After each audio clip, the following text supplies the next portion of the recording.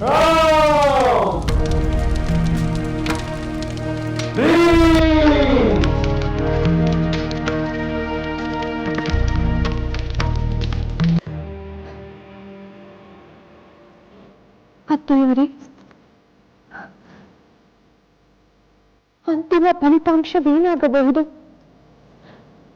ನಾವು ಸೋಲುವುದಿಲ್ಲ ಅಲ್ಲವೇ? ಮಗಳೇ, ಜಯವಿರುವವರೆಗೂ ಭಯವಿಲ್ಲ. ನಿನ್ನ ಪತಿ ಮತ್ತು ನನ್ನ ಪತಿಯ ವರಬಲ ಎಲ್ಲಿಯವರೆಗೂ ಕರೆದೊಯ್ಯುವುದೋ ನೋಡಬೇಕು. ಸದ್ಯದಲ್ಲಿ ನನ್ನ ಪತಿಯನ್ನು ನಿನ್ನ ಪತಿಯನ್ನು ಸಂಹರಿಸಲಾಗುವುದಿಲ್ಲ. ಒಂದು ತಪ್ಪಾಗುವವರೆಗೂ ಅವರು ಸುರಕ್ಷಿತವಾಗಿರುತ್ತಾರೆ. ಯಾವ ತಪ್ಪು ಅತ್ತೆಯವರೇ? ಈಗಲೇ ಅದನ್ನು ಯೋಚಿಸುವುದೇಕೆ? ಸಂದರ್ಭ ಬಂದಾಗ ಹೇಳುತ್ತೇನೆ. ನಿನ್ನ ಪತಿ ಅಂತಹ ಯಾವುದೇ ತಪ್ಪನ್ನು ಮಾಡದಿರಲಿ ಎಂದು ಪರಮೇಶ್ವರನಲ್ಲಿ ಪ್ರಾರ್ಥಿಸು.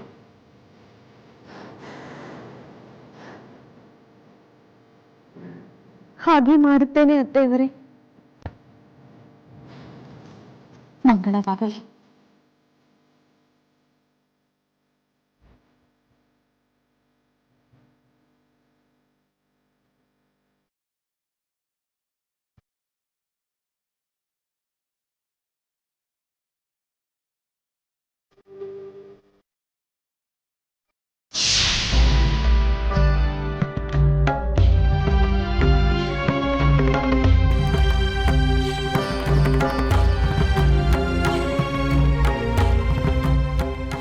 ತ್ರಿಜಟೆ, ಯುದ್ಧ ನಡೆಯುತ್ತಿದೆಯೇ?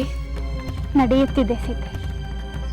ಆದರೆ ರಣರಂಗದಲ್ಲಿ ರಾವಣನಾಗಲಿ ಇಂದ್ರಜಿತು ಆಗಲಿ ಇಲ್ಲ. ವಾನರ ಯೋಧರು ಮತ್ತು ರಾಕ್ಷಸ ಯೋಧರ ನಡುವೆ ಯುದ್ಧ ನಡೆಯುತ್ತಿದೆ.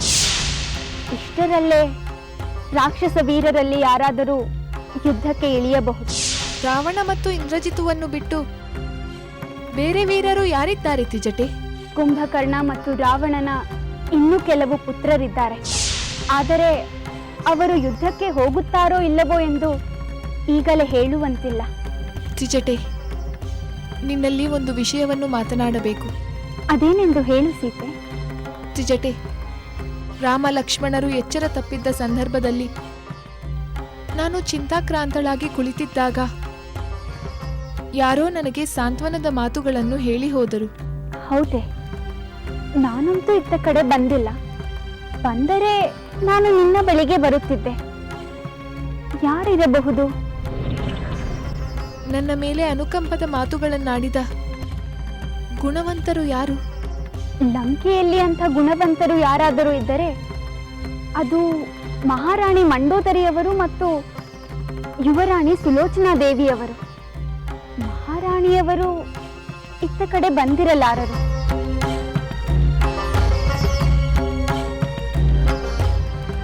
ಬಹುಶಃ ದೇವಿಯ ಮಂದಿರಕ್ಕೆ ಹೋಗುತ್ತಾ ಸುಲೋಚನೆಯೇ ಇತ್ತ ಕಡೆ ಬಂದಿರಬೇಕು. ಅಂದರೆ ಆ ಸುಲೋಚನೆಯೇ ಅಂಥ ಒಳ್ಳೆಯ ಮಾತುಗಳನ್ನಾಡಿದಳೆ? ಹೌದು ಸೀತೆ. ಸ್ವತಃ ಪತಿವ್ರತೆ ಆದ ಅವಳಿಗೆ ಬೇರೆ ಪತಿವ್ರತೆಯರ ಮೇಲೆ ಅಪಾರವಾದ ಪ್ರೀತಿ ಗೌರವಗಳಿವೆ. ನಿನ್ನ ಮೇಲೆ ಸಹಜವಾದ ಗೌರವ ಅಕ್ಕರೆಯಿಂದಲೇ ಅಂತ ಮಾತಾಡಿರಬೇಕು. ಎಂತಹ ವಿಪರ್ಯಾಸ! ಪತಿಯಾದವನು ತನ್ನ ವರ್ತನೆಯಿಂದ ನನ್ನ ಮನಸ್ಸಿಗೆ ಸಂಕಟವನ್ನು ಕೊಡುತ್ತಾನೆ. ಸತಿಯಾದವಳು ಸಾಂತ್ವನ ಹೇಳುತ್ತಾಳೆ. ತ್ರಿಜಟೆ, ಇದು ನಿಜವೇ ಆದರೆ ನಿಜವಾಗಲೂ ಸುಲೋಚನಾ ಮಹಾಸತಿಯೇ. ಪ್ರಣಾಮಗಳು ಮಹಾಪ್ರಭು. ದೂತ, ರಣರಂಗದಲ್ಲಿ ಏನು ನಡೆಯುತ್ತಿದೆ? ಅಲ್ಲಿನ ವಿಷಯವೇನು? ನನ್ನ ಪುತ್ರ ಇಂದ್ರಜಿತು ರಾಮ ಲಕ್ಷ್ಮಣರನ್ನು ಅಡಗಿಸುತ್ತಿರುವನೇ? ಇಲ್ಲ ಪ್ರಭು, ಇಂದ್ರಜಿತು ರಣರಂಗದಲ್ಲಿ ಇಲ್ಲ. ಏನು? ರಣರಂಗದಲ್ಲಿ ಇಲ್ಲವೇ? ಮತ್ತೆಲ್ಲಿಗೆ ಹೋಗಿದ್ದಾನೆ? ಅವರು ಯಜ್ಞಶಾಲೆಯಲ್ಲಿದ್ದಾರೆ. ಅಲ್ಲಿ ಹೋಮ ಮಾಡಿ ಬಲಿಷ್ಠವಾದ ಶಸ್ತ್ರಾಸ್ತ್ರವನ್ನು ಪಡೆಯಲು ಸಿದ್ಧರಾಗಿದ್ದಾರೆ. ಸರಿ, ನೀನೇನು ಹೊರಡು. ಅಪ್ಪಣೆ ಪ್ರಭು.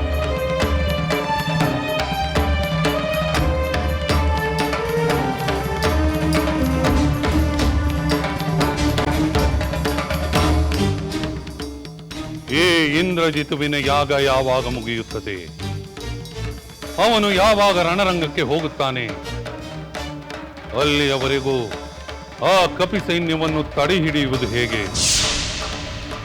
ಅವರೇನಾದರೂ ನನ್ನ ಅರಮನೆಗೆ ಲಗ್ಗೆ ಇಟ್ಟರೆ ಇಲ್ಲ, ಅದಕ್ಕೆ ಅವಕಾಶ ಮಾಡಿಕೊಡಕೂಡದು. ನಾನೇ ಯುದ್ಧ ಭೂಮಿಗೆ ಹೋಗಿ ಆ ಕಪಿ ಸೈನ್ಯವನ್ನು ತಡೆಯುತ್ತೇನೆ. ಬೇಡ, ನಾನು ಯುದ್ಧ ಭೂಮಿಗೆ ಹೋಗುವುದು ಬೇಡ. ಶತ್ರು ಸೈನ್ಯವನ್ನು ದಮನ ಮಾಡಲು ಇಂದ್ರಜಿತು ಸಮರ್ಥನಾಗಿದ್ದಾನೆ. ಅವನು ರಣರಂಗಕ್ಕೆ ಹೋಗುವವರೆಗೂ ಬೇರೆ ಯಾರನ್ನಾದರೂ ನಾನು ಕಳುಹಿಸಬೇಕು.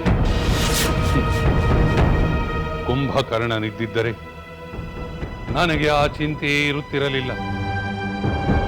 ಹೌದು, ಕುಂಭಕರ್ಣನಿಲ್ಲದಿದ್ದರೇನಾಯಿತು? ಅವನ ಪುತ್ರರಿದ್ದಾರಲ್ಲ,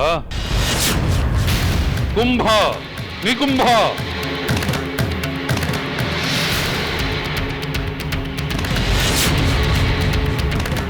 ಪ್ರಣಾಮಗಳು ದೊಡ್ಡಪ್ಪ.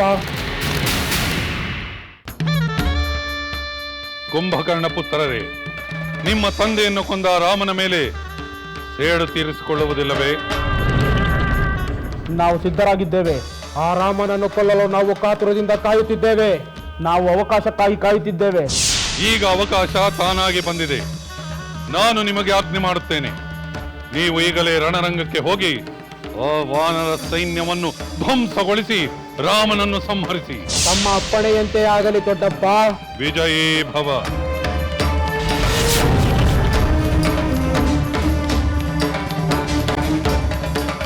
ವ್ಯೂಪಾಕ್ಷ, ಶೋಣಿತಾಕ್ಷ, ಅಪ್ಪಣೆ ದೊಡ್ಡಪ್ಪ. ನೀವಿಬ್ಬರು ಈಗಲೇ ರಣರಂಗಕ್ಕೆ ಹೋಗಿ ಕುಂಭ ನಿಕುಂಭರಿಗೆ ರಕ್ಷಣೆಯನ್ನು ನೀಡಿ. ಆಗಲಿ ದೊಡ್ಡಪ್ಪ.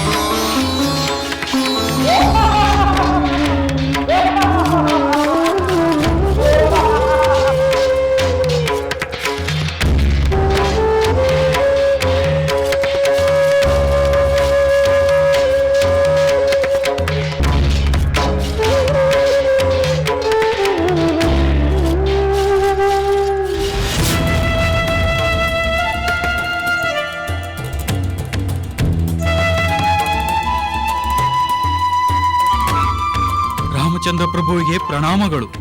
ಮನ್ನಿಸಬೇಕು ಪ್ರಭು, ಒಂದು ಆತಂಕದ ವಾರ್ತೆಯನ್ನು ತಂದಿದ್ದೇವೆ. ಆತಂಕದ ವಾರ್ತೆ? ಅದೇನೆಂದು ಬೇಗ ಹೇಳಿ. ರಾಕ್ಷಸ ವೀರ ಕುಂಭನಿಗೂ ನಮ್ಮ ಯುವರಾಜ ಅಂಗದನಿಗೂ ಘೋರವಾದ ಯುದ್ಧ ನಡೆಯಿತು. ಇಬ್ಬರು ಬಹಳ ಹೊತ್ತು ಸರಿಸಮನಾಗಿ ಹೋರಾಡಿದರು. ಅಂಗದ ಆ ಕುಂಭನಿಗೆ ಬಲವಾದ ಪೆಟ್ಟುಗಳನ್ನೇ ಕೊಟ್ಟ. ಆದರೂ ಕಡೆಗೆ ಕುಂಭನ ಪೆಟ್ಟಿನಿಂದ ಅಂಗದ ರಣರಂಗದಲ್ಲೇ ಪ್ರಜ್ಞಾಹೀನನಾಗಿ ಬಿದ್ದು ಬಿಟ್ಟ ಪ್ರಭು. ನಮ್ಮ ಯುವರಾಜ ಅಂಗದ ಪ್ರಜ್ಞಾಹೀನನಾಗಿ ಬಿದ್ದಾನೆ. ಮಿತ್ರ ಸುಗ್ರೀವ, ಜಾಂಬವಂತ, ಹನುಮಂತ, ನೀವೆಲ್ಲರೂ ಅಂಗದನ ನೆರವಿಗೆ ಧಾವಿಸಿ ಹೋಗಿ. ಕುಂಭನ ಕಾಟದಿಂದ ನಮ್ಮ ವಾನರ ಸೈನ್ಯವನ್ನು ಬೇಗ ಮುಕ್ತಗೊಳಿಸಿ. ಹಾಗೆ ಆಗಲಿ ರಾಮಚಂದ್ರ. ಈ ಕೂಡಲ ರಣರಂಗಕ್ಕೆ ಹೋಗಿ ಅಂಗದನನ್ನು ರಕ್ಷಿಸುತ್ತೇನೆ. ಅಂಗದನ ರಕ್ಷಣೆಯ ಜೊತೆಗೆ ಕುಂಭನ ಸಂಹಾರವೂ ನಡೆಯಬೇಕು.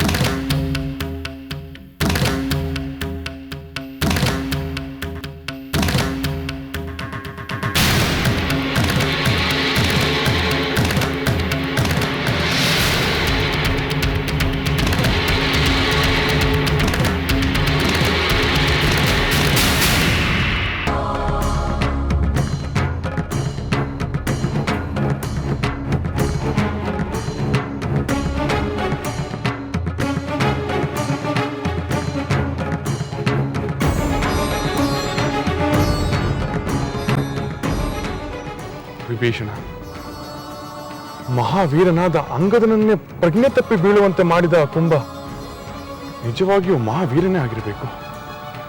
ಪ್ರಭು ರಾಮಚಂದ್ರ, ಅಸಾಮಾನ್ಯ ವೀರ ಕುಂಭಕರ್ಣನ ಪುತ್ರನಾದ ಕುಂಭ ತನ್ನ ತಂದೆಯಂತೆಯೇ ಮಹಾಪರಾಕ್ರಮಿ. ಅವನ ಮತ್ತೊಬ್ಬ ಸಹೋದರ ನಿಕುಂಭನು ಅಷ್ಟೇ ಪರಾಕ್ರಮಿ. ಆ ರಾವಣ ರಣರಂಗಕ್ಕೆ ಬರುವುದನ್ನು ತಪ್ಪಿಸಿಕೊಳ್ಳಲು ಕುಂಭಕರ್ಣನ ಪುತ್ರನನ್ನು ಕಳಿಸಿದ್ದಾನೆ.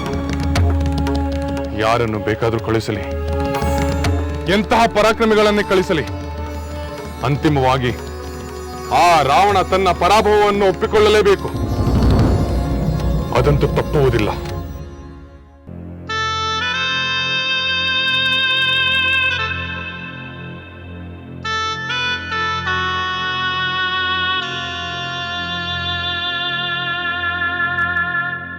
ಅತ್ತೆಯವರಿಗೆ ಪ್ರಣಾಮಗಳು. ಸುಲೋಚನಾ, ಬಾ ಕುಳಿತುಕೋ. ನಾನು ನಿನ್ನ ನಿರೀಕ್ಷೆಯಲ್ಲೇ ಇದ್ದೆ. ನನ್ನ ನಿರೀಕ್ಷೆ ಮಾಡುತ್ತಿದ್ದೀರಾ? ಹೌದು ಸುಲೋಚನಾ. ಇಂದ್ರಜಿತುವು ರಣರಂಗದಲ್ಲಿರುವಾಗ ಆತಂಕದಿಂದ ನಿನ್ನ ಮನಸ್ಸು ತಳಮಳಿಸುತ್ತಿರುತ್ತದೆ. ನನ್ನ ಸ್ಥಿತಿಯು ನಿನ್ನ ಹಾಗೇ ಇದೆ. ನಾವಿಬ್ಬರು ಪರಸ್ಪರ ಸಾಂತ್ವನ ಹೇಳಿಕೊಂಡು ಸಮಾಧಾನ ತಂದುಕೊಳ್ಳಬೇಕಲ್ಲವೇ? ಅತ್ತೆಯವರೇ, ನನ್ನಿಂದ ನಿಮಗೆ ಸಮಾಧಾನ ಸಿಗುತ್ತದೋ ಇಲ್ಲವೋ, ಆದರೆ ನಿಮ್ಮ ಜೊತೆಗಿದ್ದರೆ ಖಂಡಿತ ನನಗೆ ಸಮಾಧಾನ ಸಿಗುತ್ತದೆ. ರಣರಂಗದಿಂದ ಬಂದ ಸುದ್ದಿಯಂತೆ ನನ್ನ ಪತಿಯು ಯುದ್ಧ ಮಾಡುತ್ತಿಲ್ಲವಂತೆ. ಯುದ್ಧಕ್ಕೆಂದು ಹೊರಟವರು ಎಲ್ಲಿ ಹೋದರು ಎಂದು ಚಿಂತೆಯಾಗಿದೆ. ಅದಕ್ಕಾಗಿ ನೀನು ಚಿಂತಿಸಬೇಡ ಸುಲೋಚನಾ. ಇಂದ್ರಜಿತುವು ಯುದ್ಧಕ್ಕೆ ಮೊದಲು ಯಜ್ಞ ಮಾಡುತ್ತಾನೆ.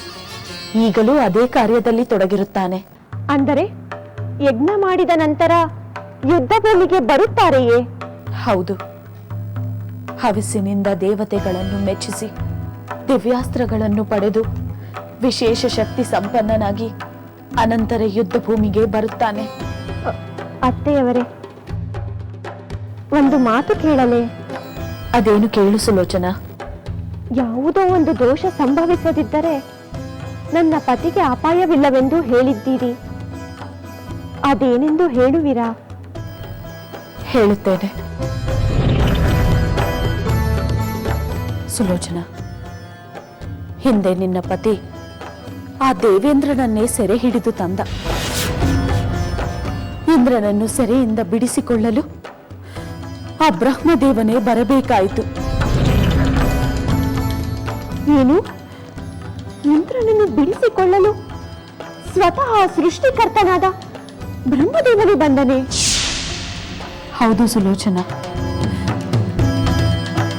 ಆಗ ನಿನ್ನ ಪತಿ ಆ ಬ್ರಹ್ಮದೇವನ ಬಳಿ ಒಂದು ವರ ಕೇಳಿದ.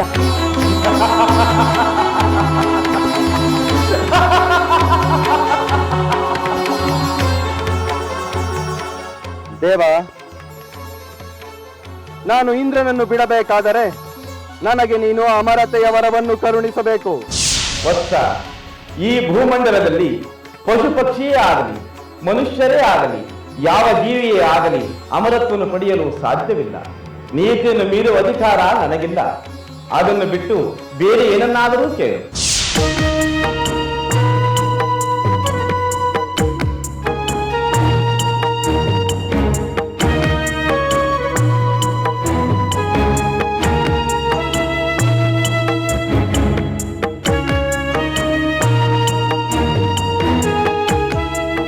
ಹಾಗಾದರೆ ಬ್ರಹ್ಮದೇವ, ನನ್ನ ಈ ಕೋರಿಕೆಯನ್ನಾದರೂ ನೆರವೇರಿಸು. ಅದೇನೆಂದು ಹೇಳು ಮೇಘನಾದ, ಅದೇನೆಂದು ಹೇಳು ಮೇಘನಾದ. ನಾನು ಜಯಾಪೇಕ್ಷೆಯಿಂದ ಯುದ್ಧ ಭೂಮಿಗೆ ಹೊರಡುವ ಮೊದಲು ಮಂತ್ರಯುಕ್ತವಾದ ಹವಿಸಿನ ಆಹುತಿಯೊಂದಿಗೆ ಅಗ್ನಿದೇವನನ್ನು ಪೂಜಿಸುತ್ತೇನೆ. ಆಗ ಅಗ್ನಿಕುಂಡದಿಂದ ನನಗೆ ದಿವ್ಯಾಸ್ತ್ರಗಳು ಲಭಿಸಬೇಕು. ನಾನು ದಿವ್ಯಾಸ್ತ್ರಗಳಿಂದ ಯುದ್ಧ ಮಾಡುವಾಗ ನನಗೆ ಯಾರಿಂದಲೂ ಮರಣ ಸಂಭವಿಸಬಾರದು. ಆಗಬಹುದು, ಆದರೆ ಯುದ್ಧ ನಿಮಿತ್ತವಾಗಿ ನೀನು ಕೈಗೊಂಡಿರುವ ಹೋಮ ಪೂರ್ಣಗೊಳ್ಳುವ ಮೊದಲು ನೀನೇನಾದರೂ ಯುದ್ಧಕ್ಕೆ ತೆರಳಿದರೆ ಈ ವರ ಫಲಿಸದು. ಹಾಗೆ ಆಗಲಿ ಬ್ರಹ್ಮದೇವ. ಹೋಮ ಪೂರ್ಣವಾಗುವ ಮೊದಲೇ ನಾನು ಯುದ್ಧಕ್ಕೆ ಹೋದರೆ ನನ್ನ ವಿನಾಶವಾಗಲಿ. ತಥಾ.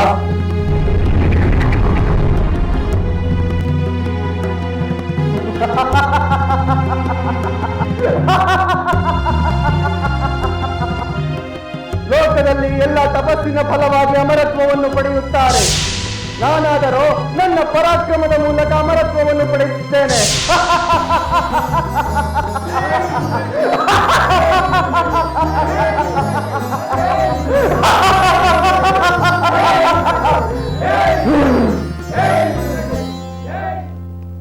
ಸುಲೋಚನಾ, ಇದೆ ನಿನ್ನ ಪತಿಯ ವರದ ಕತೆ. ಅವನು ಬ್ರಹ್ಮನಿಂದ ಅಜೇಯತ್ವದ ವರವನ್ನೇನೋ ಪಡೆದಿದ್ದಾನೆ. ಆದರೆ ಆಕಸ್ಮಿಕ ಅವನೇನಾದರೂ ಹೋಮ ಪೂರ್ಣಗೊಳ್ಳುವ ಮೊದಲೇ ಯುದ್ಧಕ್ಕೆ ಹೊರಟರೆ ಅಪಾಯ ತಪ್ಪಿದ್ದಲ್ಲ. ಇಲ್ಲ ಇಲ್ಲ, ಹಾಗಾಗಬಾರದು. ನನ್ನ ಪತಿಗೆ ಯಾವುದೇ ಪ್ರಾಣಾಪಾಯ ಒದಗಬಾರದು. ಅವರ ಹೋಮ ಕಾರ್ಯವು ಯಾವುದೇ ಅಡೆತಡೆಗಳಿಲ್ಲದೆ ಪೂರ್ಣಗೊಳ್ಳುವಂತೆ ಮಾಡೆಂದು ಆ ಪರಮೇಶ್ವರನಲ್ಲಿ ನಾನು ಪ್ರಾರ್ಥಿಸುತ್ತೇನೆ. ಪ್ರಾರ್ಥಿಸು ಸುಲೋಚನಾ, ಪ್ರಾರ್ಥಿಸು. ಹೀಗದೊಂದೇ ನನ್ನ ಪತಿಯನ್ನು, ನಿನ್ನ ಪತಿಯನ್ನು ಉಳಿಸಬೇಕು.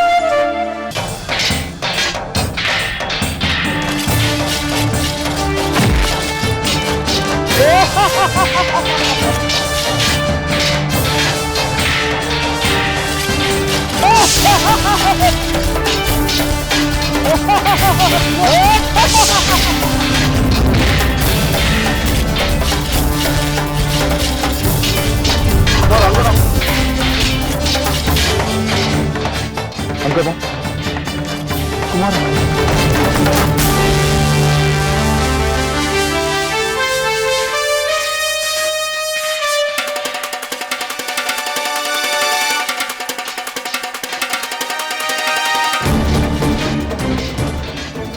ಕುಮಾರ ಅಂಗದ, ನೀನು ನಿತ್ರಾಣಗೊಂಡಿರುವೆ. ವಿಶ್ರಾಂತಿ ತೆಗೆದುಕೋ. ಆ ಕ್ರೂರ ರಕ್ಕಸನನ್ನು ನಾನು ಸಂಹರಿಸುತ್ತೇನೆ.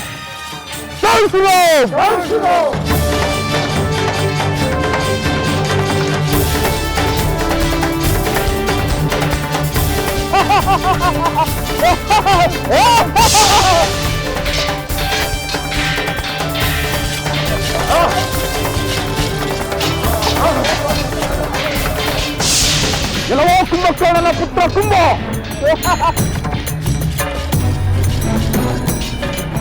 ನೀನು ನಿನ್ನ ತಂದೆಯಂತೆ ಪರಾಕ್ರಮಶಾಲಿ ಎಂದು ಚೆನ್ನಾಗಿ ನಿರೂಪಿಸುತ್ತಿರುವೆ. ಸುಗ್ರೀವ, ನಿನ್ನ ಪ್ರಶಂಸೆಯ ಮಾತುಗಳನ್ನು ಕೇಳಲು ನಾನು ಇಲ್ಲಿಗೆ ಬಂದಿಲ್ಲ.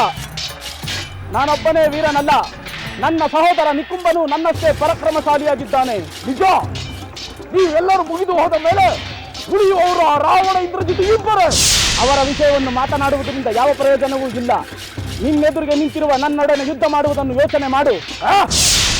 ರಣರಂಗಕ್ಕೆ ಬಂದ ಮೇಲೆ ಯುದ್ಧ ಮಾಡಲು ಯೋಚಿಸುವುದಂಟು ಕುಂಭ. ಶತ್ರು ಆದರೂ ಅವನ ಶಕ್ತಿಯನ್ನು ಹೊಗಳುವುದು ವೀರನ ಲಕ್ಷಣ. ಅದನ್ನೇ ನಾನು ಮಾಡುತ್ತಿದ್ದೇನೆ. ನೀನು ನನ್ನನ್ನು ಎಷ್ಟು ಹೊಗಳಿದರೂ ನಾನು ನಿನ್ನ ಬಗ್ಗೆ ಕಿಂಚಿತ್ತೂ ಕರುಣೆ ತೋರಿಸುವುದಿಲ್ಲ. ಸಿದ್ಧನಾಗು. ನಾನು ಸಿದ್ಧನಾಗಿಯೇ ಇದ್ದೇನೆ ರಾಕ್ಷಸ ವೀರ.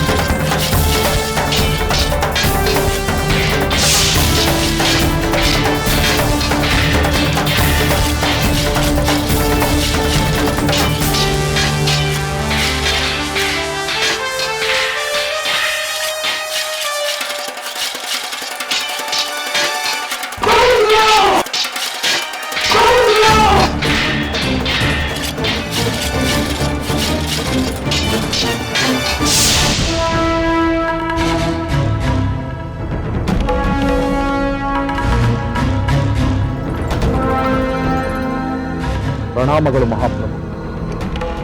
ಹೇಳುದೂತ, ನಮ್ಮ ಯಾವ ವೀರರು ರಣರಂಗದಲ್ಲಿ ಹತರಾದರು? ಪ್ರಭು, ಅದು ಹೆದರಬೇಡ. ಯಾವ ವಿಷಯವಿದ್ದರೂ ಹಿಂಜರಿಯದೆ ಹೇಳು. ಹಿಂದೆ ನೀನು ನನಗೆ ಪರಾಜಯದ ವಿಷಯವನ್ನು ಹೇಳಿದ್ದರೆ ನನಗೆ ಕೋಪ ಬರುತ್ತಿತ್ತು. ಆದರೆ ಈಗ ಅದು ನನಗೆ ಅಭ್ಯಾಸವಾಗಿ ಹೋಗಿದೆ. ಕುಂಭಕರ್ಣನಂತಹ ಮಹಾವೀರನೇ ಹತನಾದ ಸುದ್ದಿಯನ್ನು ಕೇಳಿದ ಮೇಲೆ ನನಗೆ ಇನ್ಯಾರ ಸಾವಿನ ಸುದ್ದಿಯೂ ಆಘಾತಗೊಳಿಸುವುದಿಲ್ಲ. ಈಗ ಕುಂಭಕರ್ಣನ ಮಕ್ಕಳು ರಣರಂಗದಲ್ಲಿ ಹತರಾದರೆಂದು ಕೇಳಿದರೆ ನನಗೆ ಆಶ್ಚರ್ಯವೇನೂ ಆಗುವುದಿಲ್ಲ. ಹೇಳು, ನಮ್ಮ ಯಾವ ವೀರರು ಹತರಾದರು ಹೇಳು. ಕುಂಭಕರ್ಣ ಪುತ್ರ ಕುಂಭ ಹತನಾದ ಪ್ರಭು. ಆದರೆ ಅವನು ಸಾಯುವ ಮೊದಲು ವಾನರ ವೀರ ಅಂಗದನನ್ನೇ ಮೂರ್ಛಿತನಾಗುವಂತೆ ಮಾಡಿದ. ಭಲೆ ಭಲೆ ಕುಂಭ. ಅವನು ತನ್ನ ತಂದೆಯಂತೆಯೇ ರಣರಂಗದಲ್ಲಿ ಪರಾಕ್ರಮವನ್ನು ಪ್ರದರ್ಶಿಸಿದನೇ? ಹೌದು ಪ್ರಭು. ಅಂಗದ ಮೂರ್ಛೆ ಹೋಗಿದ್ದನ್ನು ತಿಳಿದು ವಾನರ ವೀರರಾದ ಸುಗ್ರೀವ, ಹನುಮಂತ ಅವನ ಮೇಲೆ ಧಾವಿಸಿ ಬಂದರು ಪ್ರಭು.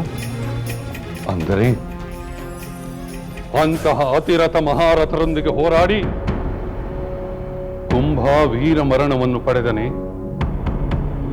ಹೌದು ಪ್ರಭು, ನಿಜವಾಗಲೂ ಅವನದು ವೀರಮರಣವೇ.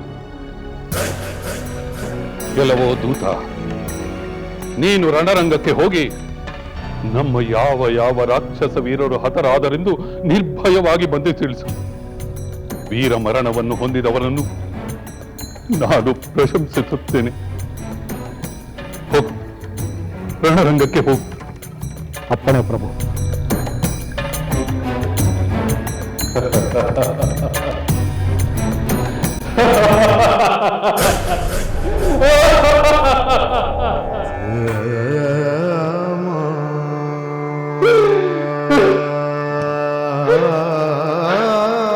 ಸಂತೋಷ, ನನಗೆ ಸಂತೋಷ. ನನ್ನ ಕೈಯ ರಾಕ್ಷಸ ವೀರರು ಹತರಾಗುತ್ತಿದ್ದರೆ ನನಗೆ ಸಂತೋಷ.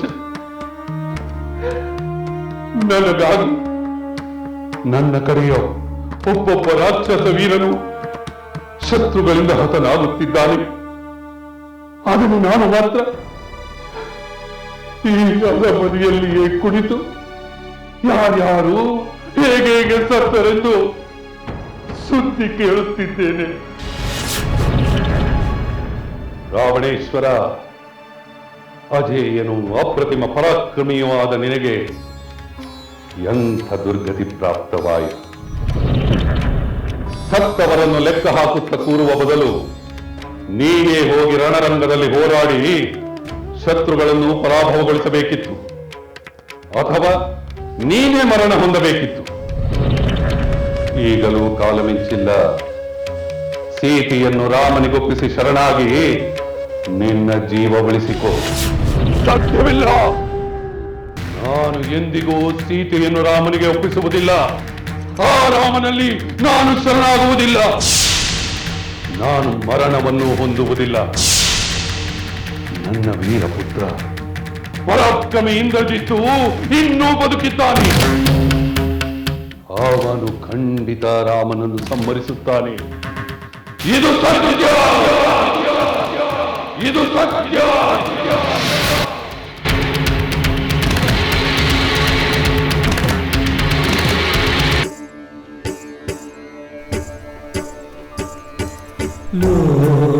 ಲೋಕಪಾಲನಿಗೂ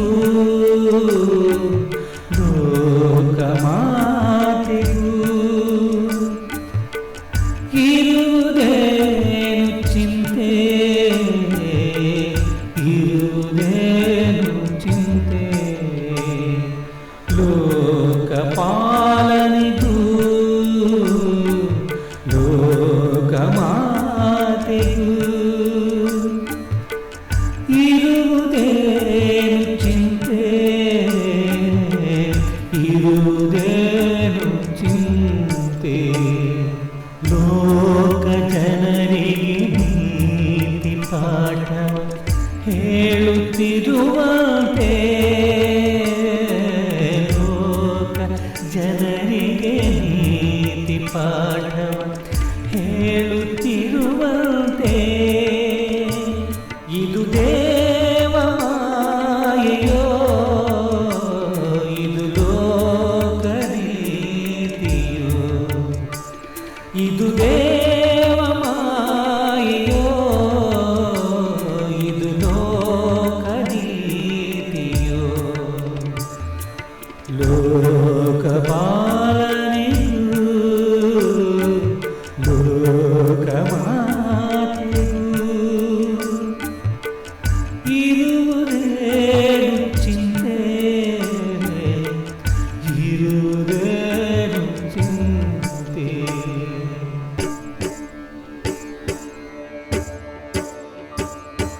ದುಷ್ಟ ಸಂಹಾರ ಶಿಷ್ಟ ಸಂರಕ್ಷಣ ಆಗಲೇಬೇಕು.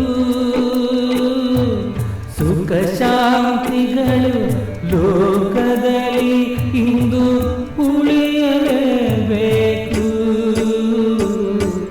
ದುಷ್ಟ ಸಂಹಾರ ಶಿಷ್ಟ ಸಂರಕ್ಷಣ ಆಗಲೇಬೇಕು. ಸುಖ ಶಾಂತಿಗಳು ಲೋಕದಲ್ಲಿ ಇಂದು ಉಳಿಯಲೇಬೇಕು. ಸಜ್ಜನರು ಅಳುವ ದುರ್ಜನರು ನಗುವ ಕಾಲವಳೆಯಬೇಕು. ಅತ್ತವರು ನಕ್ಕು ನಕ್ಕವರು ಸೋತು ನೀತಿ ಮೆರೆಯಬೇಕು. ಸಜ್ಜನರು ಅಳುವ ದುರ್ಜನರು ನಗುವ ಕಾಲವಳೆಯಬೇಕು. ಅತ್ತವರು ನಕ್ಕು ನಕ್ಕವರು ಸೋತು ನೀತಿ ಮೆರೆಯಬೇಕು. ಲೋಕಪಾಲನೆಗೂ ಲೋಕಮಾತೆಗೂ ಇರುವುದೇನು ಚಿಂತೆ, ಇರುವುದೇನು ಚಿಂತೆ.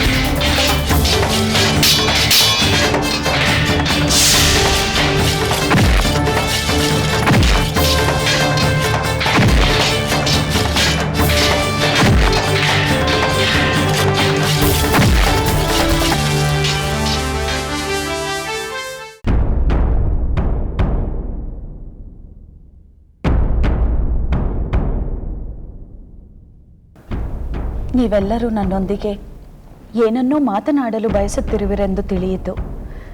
ಅದೇನೆಂದು ನಿರ್ಭಯವಾಗಿ ಹೇಳಿ.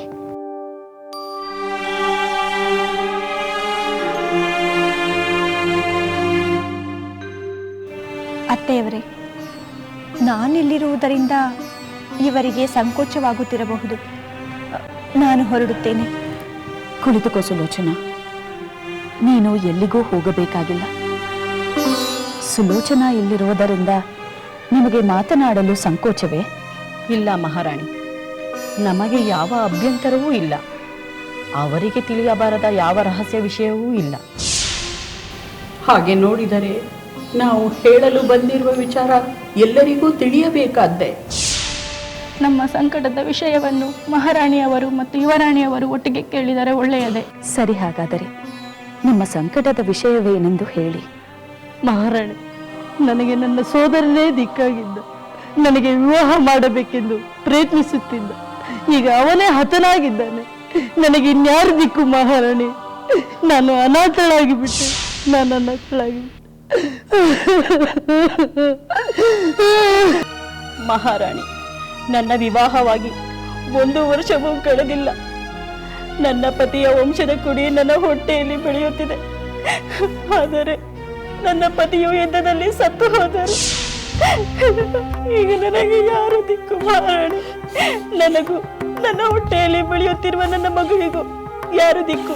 ನೀವೇ ಹೇಳಿ ಮಹಾರಾಣಿ, ನೀವೇ ಹೇಳಿ. ಮಹಾರಾಣಿ, ಚಿಕ್ಕನಲ್ಲಿಯೇ ನನ್ನ ತಾಯಿಯನ್ನು ನಾನು ಕಳೆದುಕೊಂಡೆ. ನನ್ನ ತಂದೆ ಅತ್ಯಂತ ಪ್ರೀತಿಯಿಂದ ನನ್ನ ಸಾಕಿದರು. ಆದರೆ ಅವರು ಯುದ್ಧದಲ್ಲಿ ಸತ್ತು ಹೋದರು. ಈಗ ತಬ್ಬಲಿಯಾದ ನನಗೆ ಆಸರೆ ಯಾರು ಮಹಾರಾಣಿ? ಮಹಾರಾಣಿ, ನನಗೆ ಒಬ್ಬನೇ ಮಗ ವೀರನಾದ. ಅವನಿಗೆ ಮದುವೆ ಮಾಡಲು ಒಂದು ಹೆಣ್ಣನ್ನು ಕೂಡ ನೋಡಿದ್ದೆ. ಇಷ್ಟರಲ್ಲಿ ಮದುವೆಯಾಗಿ ಮನೆಗೆ ಸೊಸೆಯೂ ಬರಬೇಕಾಗಿತ್ತು. ಅಷ್ಟರಲ್ಲಿ ಹಾಳು ಯುದ್ಧ ನನ್ನ ಮಗನನ್ನೇ ಬಲಿ ತೆಗೆದುಕೊಂಡಿತ್ತು. ನನ್ನ ವಯಸ್ಸಾದ ಕಾಲದಲ್ಲಿ ನನಗೆ ಯಾರು ದಿಕ್ಕು ಮಹಾರಾಣಿ?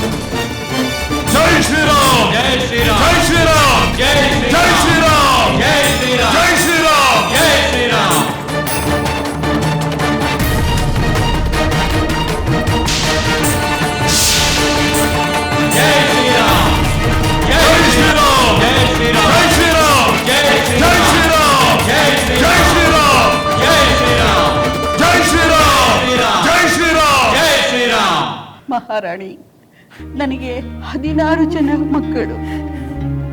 ನನ್ನ ಪತಿಯು ವೀರ ಯೋಧ. ಆತನ ಗಳಿಕೆಯಿಂದಲೇ ನಾನು ಎಲ್ಲರನ್ನೂ ಸಾಕುತ್ತಿದ್ದೆ. ಆದರೆ ರಣರಂಗದಲ್ಲಿ ನನ್ನ ಪತಿಯು ಹೆಣವಾಗಿ ಹೋದ. ಈಗ ನಾವೆಲ್ಲರೂ ಬದುಕಿದ್ದು ಸತ್ತಂತಾಗಿದ್ದೇವೆ ಮಹಾರಾಣಿ, ಸತ್ತಂತಾಗಿದ್ದೇವೆ.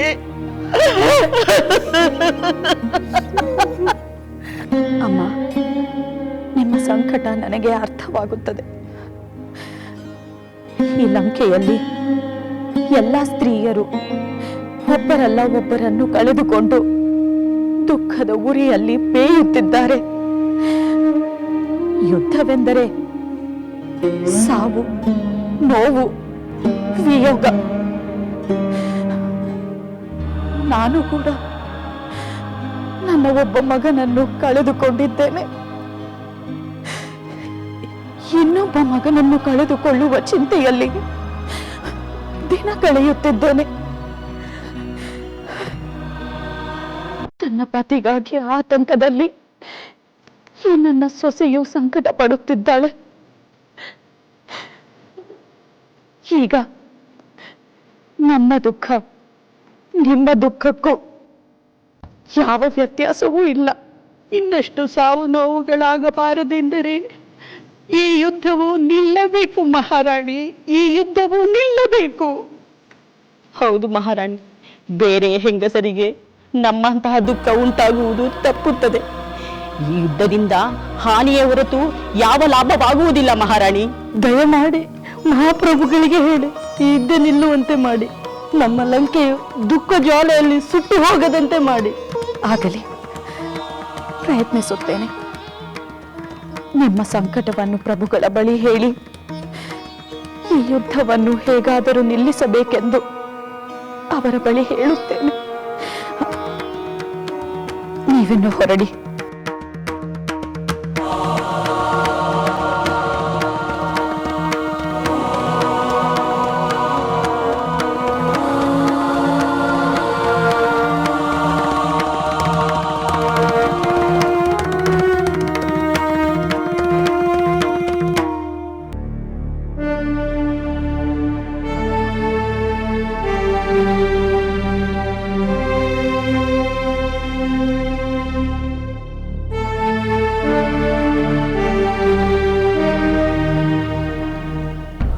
ಪ್ರಭು,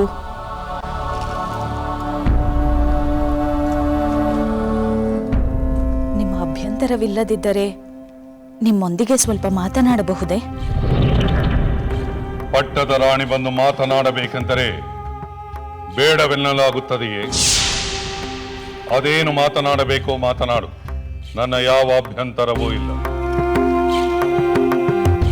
ಪ್ರಭು, ಕೆಲವು ರಾಕ್ಷಸ ಸ್ತ್ರೀಯರು ನನ್ನನ್ನು ಕಾಣಲು ಬಂದಿದ್ದರು. ಕಾರಣ? ಅವರು ತಮ್ಮ ದುಃಖವನ್ನು ವ್ಯಕ್ತಪಡಿಸಲು ಬಂದಿದ್ದರು. ಅವರಿಗಾವ ದುಃಖವಂತೆ? ಈ ಯುದ್ಧದಲ್ಲಿ ತಮ್ಮ ಪತಿ, ಪುತ್ರರು, ಬಂಧು ಬಾಂಧವರನ್ನು ಕಳೆದುಕೊಂಡ ಸಂಕಟವನ್ನು ವ್ಯಕ್ತಪಡಿಸಲು ಬಂದಿದ್ದರು. ಭಲೆ ಭಲೆ ವಾನರ ವೀರರೇ, ನೀವೆಲ್ಲರೂ ಸೇರಿಕೊಂಡು ಆ ಕುಂಭಕರ್ಣನ ಮಕ್ಕಳನ್ನು ಸಂಹರಿಸಿದಿರಿ. ಈಗ ಉಳಿದಿರುವುದು ಆ ಇಂದ್ರಜಿತು ಮತ್ತು ರಾವಣ ಮಾತ್ರ. ಅವರು ರಣರಂಗಕ್ಕೆ ಬರಲೇಬೇಕು. ರಾವಣ ಸಂಹಾರಕ್ಕೆ ನಾವು ಸಿದ್ಧರಾಗಲೇಬೇಕು. ನಿನ್ನ ಮಾತು ನಿಜ ರಾಮಚಂದ್ರ. ಆ ಕುಂಭಕರ್ಣನ ಮಕ್ಕಳಾದ ಕುಂಭ, ನಿಕುಂಭ ಹಾಗೂ ರಾವಣನನ್ನು ಬೆಂಬಲಿಸಿದ ರಾಕ್ಷಸ ವೀರರೆಲ್ಲ ಹತರಾದ ಮೇಲೆ ಇನ್ನುಳಿದಿರುವುದು ರಾವಣ ಮತ್ತು ಇಂದ್ರಜಿತು ಮಾತ್ರ. ಅವರು ರಣರಂಗಕ್ಕೆ ಬರಲೇಬೇಕು. ಅವರೇ ಬರುತ್ತಾರೋ ಅಥವಾ ಇನ್ಯಾರಾದರೂ ವೀರರು ಇದ್ದಾರೋ ಎನ್ನುವುದನ್ನು ನಮ್ಮ ವಿಭೀಷಣ ಹೇಳಬೇಕು. ಖಂಡಿತ ಹೇಳುತ್ತೇನೆ ಲಕ್ಷ್ಮಣ. ನನ್ನ ಅಭಿಪ್ರಾಯದಲ್ಲಿ ಇಂದ್ರಜಿತು ಈಗಾಗಲೇ ರಣರಂಗಕ್ಕೆ ಬರಬೇಕಾಗಿತ್ತು. ಅವನ ಬದಲು ಕುಂಭಕರ್ಣನ ಮಕ್ಕಳು ಬಂದಿರುವುದನ್ನು ನೋಡಿದರೆ ಆ ಇಂದ್ರಜಿತು ಬೇರೆ ಯಾವುದೋ ವಿಶೇಷ ಕಾರ್ಯದಲ್ಲಿದ್ದಾನೆಂದೇ ಅರ್ಥ. ಬೇರೆ ಯಾವುದೋ ಕಾರ್ಯವೆಂದರೆ ಅದೇನಿರಬಹುದು ವಿಭೀಷಣ? ಹನುಮಂತ, ಬಹುಶಃ ಇಂದ್ರಜಿತು ಏಕಾಂತ ಸ್ಥಳದಲ್ಲಿ ಕುಳಿತು ಯಜ್ಞ ಮಾಡುತ್ತಿರಬಹುದು. ಯುದ್ಧ ಕಾಲದಲ್ಲಿ ಯಜ್ಞ ಮಾಡುತ್ತಾ ಕೂಡುತ್ತಾರೆಯೇ? ಹೌದು ಅಂಗದ. ಆ ಇಂದ್ರಜಿತು ಯಜ್ಞಕುಂಡದಲ್ಲಿ ಹೋಮ ಮಾಡುತ್ತಿರುವುದು ಯುದ್ಧಕ್ಕಾಗಿಯೇ. ಆ ಯಜ್ಞಕುಂಡದಿಂದ ಅಪಾರ ಪ್ರಮಾಣದ ಶಸ್ತ್ರಾಸ್ತ್ರಗಳನ್ನು ಪಡೆದು ಅತ್ಯಂತ ಬಲಿಷ್ಠನಾಗಿ ರಣರಂಗಕ್ಕೆ ಬರಲು ಸಿದ್ಧನಾಗುತ್ತಿರುತ್ತಾನೆ. ಅಂದರೆ ಆ ಇಂದ್ರಜಿತುವಿಗೆ ಈಗ ತನ್ನ ಶಕ್ತಿಯ ಮೇಲೆ ಭರವಸೆ ಇಲ್ಲವೆಂದು ಅರ್ಥವೇ? ಏನೇ ಆದರೂ ಬಲಿಷ್ಠನಾಗಿ ಬರುವ ಇಂದ್ರಜಿತುವನ್ನು ಹೇಗೆ ಎದುರಿಸಬೇಕೆಂಬುದನ್ನು ನಾವು ಯೋಚಿಸಬೇಕು. ಹೌದು, ಅವನು ಬ್ರಹ್ಮಾಸ್ತ್ರವನ್ನು ಉಪಯೋಗಿಸಿ ನಾವೆಲ್ಲರೂ ಪ್ರಜ್ಞಾಶೂನ್ಯರಾಗುವಂತೆ ಮಾಡಿದ್ದನ್ನು ಮರೆಯುವಂತಿಲ್ಲ. ಅವನು ಯಾವುದೇ ಅಸ್ತ್ರ ಪ್ರಯೋಗಿಸಲು ಈ ಸಲ ಅವನನ್ನು ಸಂಹಾರ ಮಾಡದೆ ಬಿಡುವುದಿಲ್ಲ. ಲಕ್ಷ್ಮಣ, ಅಂತಹ ಪ್ರಬಲ ಶತ್ರುವನ್ನು ನೀನು ಸಂಹರಿಸಿದರೆ ನಾವೆಲ್ಲರೂ ಸಂತೋಷ ಪಡುತ್ತೇವೆ. ಆದರೆ ಅದಕ್ಕೆ ಮೊದಲು ವಿಭೀಷಣನ ಸಲಹೆಯನ್ನು ಪಡೆದುಕೋ. ಹಾಗೆ ಆಗಲಿ ಸಹೋದರ.